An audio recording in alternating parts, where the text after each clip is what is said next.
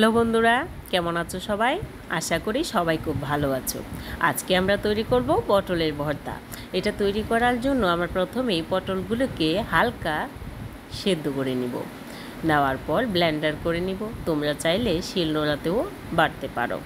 এখন একটা কড়াইয়ের মধ্যে পরিমাণ মতো তেল দিয়ে এর মধ্যে 2টা রসুন দিয়ে দিব। রসুনটাও তোমরা নিজেদের পছন্দ মতো দিয়ে দিও। এর মধ্যে 2টা চিংড়ি মাছ দিয়ে একটু হলুদ লবণ দিয়ে আমি ভেজে নিব।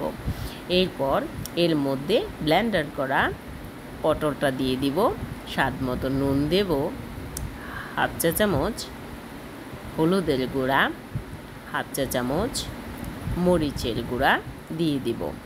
এরপর 4 থেকে 5টা কাঁচা লঙ্কা দিয়ে ভালো করে ভেজে নিলেই তৈরি হয়ে যাবে আমার পটলের ভর্তা।